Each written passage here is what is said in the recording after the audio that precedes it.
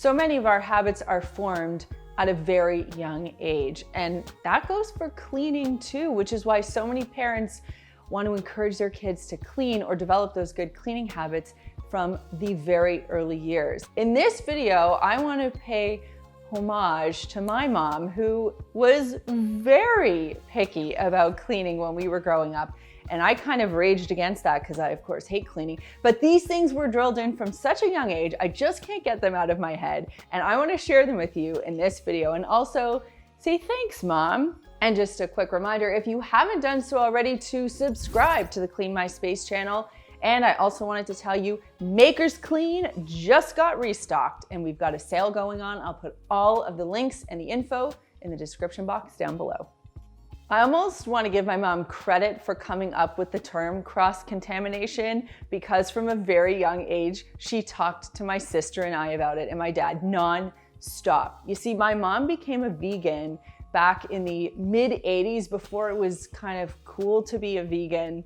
And she was really concerned about us using a piece of cutlery or serving, like a serving utensil, in something that had touched meat. And the same thing went for cooking. She didn't like to have anything cooked beside or next to or with something that had been cooked with meat. So we were always very mindful about the concept of cross-contamination, whether it had to do with something that was already cooked and the cutlery that we were using, or if it had to do with cleaning, because of course she taught us how that concept transferred over to bringing germs from one place to another. So a great reminder for everyone, keep in mind cross-contamination. If you use a cleaning product or tool or a utensil, Mom, in one place, you shouldn't use it in another place to avoid the spread of germs or cross-contamination.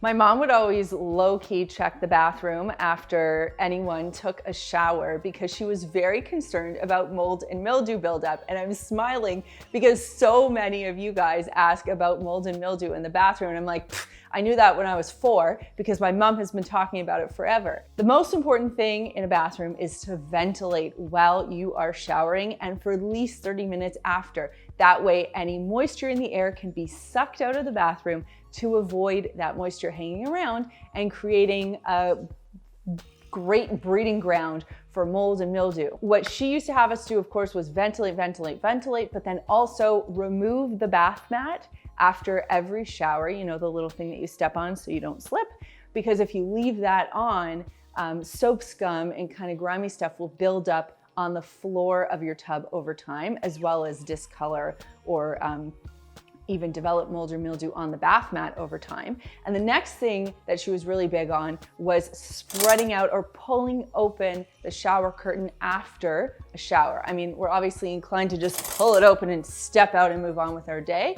But what my mom always taught me was to then close it again, because that allowed for proper ventilation. And this is water going from the top to the bottom. So everything kind of drip dry. And that way, again, if an area is dry in a bathroom, it means you're not gonna see mold or mildew. So again, great tip from Mom. We've spent a lot of time debating this one here at Clean My Space, and I would love to know in the comments down below what your take on this is. My mom is adamant that dishes have to be rinsed before they are put in the dishwasher. Now, to her credit, she still does it to this day, and whenever I'm at her place helping, because I'm a good daughter like that, load the dishwasher, I gotta say, her dishwasher doesn't smell and her dishes always come out clean. The inside of her dishwasher looks clean too. So I guess there's a case to be made for rinsing. I mean, our dishwasher definitely looks like and smells like it gets used, and we're not the best at rinsing. So I'd love to know in the comments down below what your take on that is. I do it when I remember, but I gotta say I don't remember all that often to rinse my dishes. I'm more just like, put them in, move on. But yeah, let me know your thoughts in the comments down below.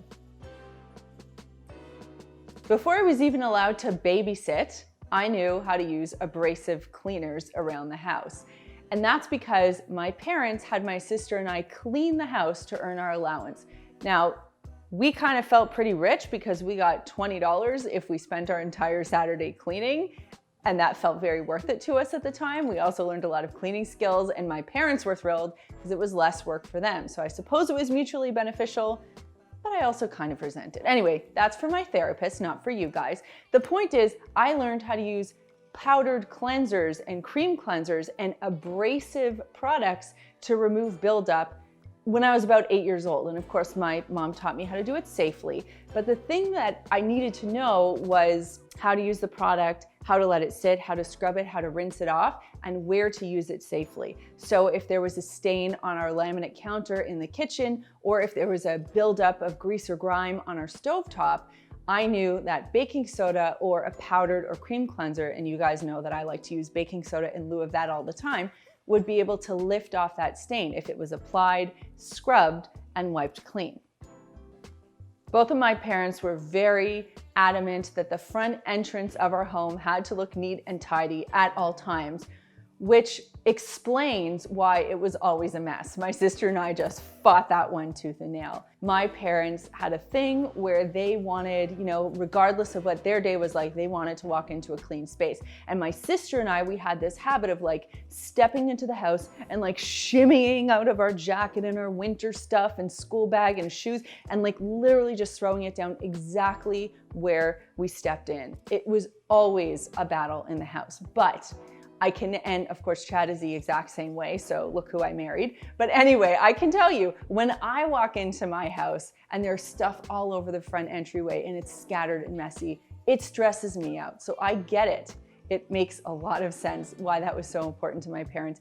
And to be honest, I am trying my best to be a better person and put my stuff away as soon as I get home. And I would say I've improved since moving in with Chad. He would probably tell you I've improved. I have a way to go, I know that, but I'm just saying that's a habit my mom and dad really enforced when we were younger, and it's something that even to this day, I still need to keep up with. So when I started Clean My Space services back in 2006, my mom gave me all kinds of unsolicited cleaning advice. But one of the things that she told me that I will not forget is don't use too much cleaning product when you're diluting it to clean a surface, whether it's a floor or a counter, because you'll notice that that surface will become sticky and that actually attracts more dirt. This is something that I had never clued into before, but my mom was absolutely right. You see, if I was diluting, say, a floor cleaner in a bucket or something in a spray bottle to clean a surface, I would think more product equals cleaner equals better. But actually the truth is you only need enough product to remove dirt from the surface, but at the same time you want it to rinse clean so that you don't have any of that stickiness left behind. So remember, when you're mixing up a solution, always be careful that you're not overdosing on that solution, and a great way to tell is if your surface is too sticky afterward. This might be a little TMI, but I'm going there anyway. From a very young age, I remember my mom taking my sister and I, out in public. We'd be out as a family. She would take my sister and I to the bathroom, and she would teach us, and I wanna know what your mom or dad taught you, how to do the hover or the toilet seat line in public. Meaning, if you were making a number one, you would hover. If you were making a number two, you would use all kinds of toilet paper, line the toilet seat, sit down, do your business, and then move on. She made us very aware of points of contact, so she didn't want us touching flushers. She wanted us to be very careful, after we unlocked the door, to make sure that we washed our hands really well before we touched anything else. This woman taught us about points of contact and cross-contamination and germs from a very, very young age. Now, neither my sister, my mom, nor I are germaphobes, but we do have an awareness of germs and cross-contamination. So I'd love to know in the comments down below, how were you taught to use a public bathroom if you're someone who sits on a seat? Do you just sit, all cares to the wind, and you just sit and you don't worry about it? Or are you someone who lines the toilet seat? Do you do the hover? Do you flush with your hand? Do you flush with your foot? Put all your public toilet shtick in the comments down below. I'm very curious. As I said earlier in the video, Maker's Clean microfiber cloths are back in stock, baby. We're excited because it's been a minute, and as our way of thanking you for your patience, we are kicking things off with a little sale. So I've got a link in the description down below for you to click on. You will get 15% off site-wide. You don't need a coupon code, because if you use that link, the coupon code will be automatically applied at checkout.